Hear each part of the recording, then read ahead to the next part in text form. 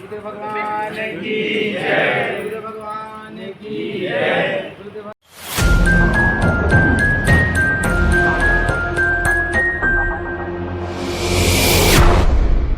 की आवाज। छत्तीसगढ़ में धर्मगुरु शंकराचार्य स्वामी निश्चलानंद सरस्वती 8 दिन के प्रवास पर हैं, जिससे पूरे छत्तीसगढ़ में धार्मिक माहौल है। गुरुजी के आगमन पर दुर्ग में विशाल हिंदू राष्ट्र महासभा का आयोजन जामुल में किया गया। शंकराचार्य स्वामी निश्चलानंद सरस्वती जी के द्वारा भारत को संवैधानिक रूप से हिंदू राष्ट्र घोषित करने की बात कही गई। इस आम सभा में प्रदेश से हजारों की संख्या में लोगों ने हिस्सा लिया और स्वामी जी से दीक्षा लेकर प्रण लिया कि भारत को हिंदू राष्ट्र घोषित करना है। जामुल के बाद दुर्ग के अग्रसेन भवन में विशाल हिंदू राष्ट्र महासभा का आयोजन किया गया, जिसमें धर्म प्रेमियों ने हिस्सा लिया। साथ ही काफी लोगों ने गुरुजी से दीक्षा भी ली। गुरुजी ने आयोजन को लेकर कहा कि प्रत्येक प्राणी को सदैव अपने धर्म की रक्षा करनी चाहिए। वहीं आयोजन के संबंध में ईश्वर उपाध्याय ने बताया कि आयोजन से हमारे सनातनी धर्म को अलग पहचान मिलेगी।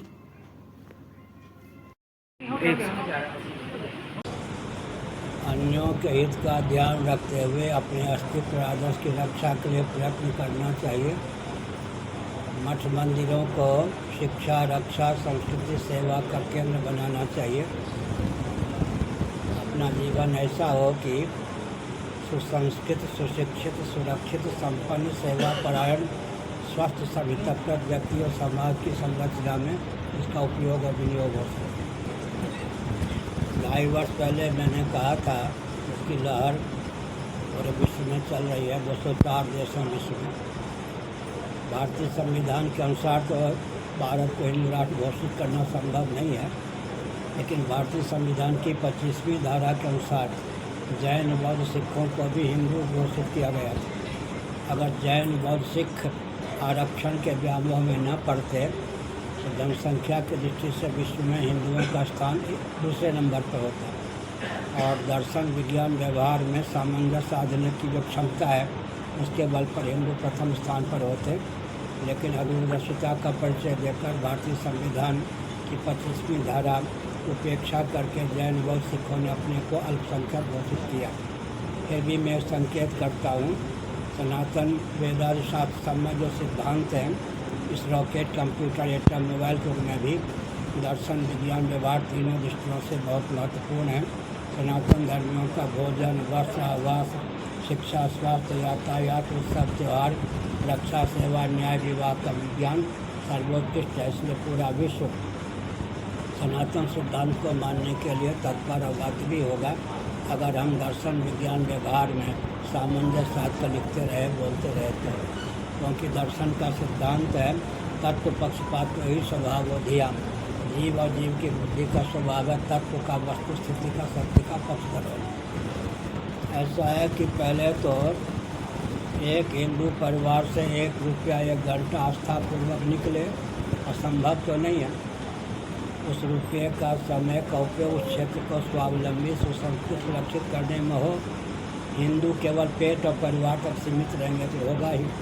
दूसरी बात है कि मैंने कल भी कहा होगा, तालिबान के शासन में 4 क्रिश्चियन मुसलमानों को क्रिश्चियन बनाने आए, तालिबान ने फांसी की सज़ा सुना दी। तो शासन तंत्र की अदूरदर्शिता के कारण ही ऐसा होता है। तो छत्तीसगढ़ है क्या? ये कैसे यहाँ पर मुख्यमंत्री हुए जो हिंदुओं को क्रिश्चियनों की ओर धकेल रहे थे? एक ऐसे मुख्यमंत्री हुए जो बाहर से मुसलमानों को ला कर हिंदुओं की जनसंख्या को कम करना चाहते थे। नेता ही सत्ता, लोलुपता, दूरदर्शिता के कारण घातक हो जाते हैं। जिन पर विश्वास किया जाता है वो नेता ही अपनी अदूरदर्शिता का परिचय दे करके समाज के लिए एक बहुत विकट परिस्थिति उत्पन्न कर देते हैं। 500 वर्षों से अटकी हुई समस्या का समाधान हो गया, लेकिन आधा तीतर आधा बटेर की कहावत से नहीं करनी चाहिए थी। मुहूर्त का ध्यान रखना चाहिए था। साथ ही साथ प्रतिष्ठा की जो शास्त्र सम्मत विधा है उसका अनुपालन होना चाहिए था। धर्म और अध्यात्म के क्षेत्र में जो विधि निषेध हैं उनमें लोभ, भय, कोरी, भावुकता, विवेक का परिचय बिल्कुल नहीं है। लोभ, भय, कोरी, भावुकता, विवेक का सन्निवेश नहीं है। प्रधानमंत्री का दायित्व है कि धार्मिक, आध्यात्मिक जगत के विधि निषेध का पालन करें और करवा लें।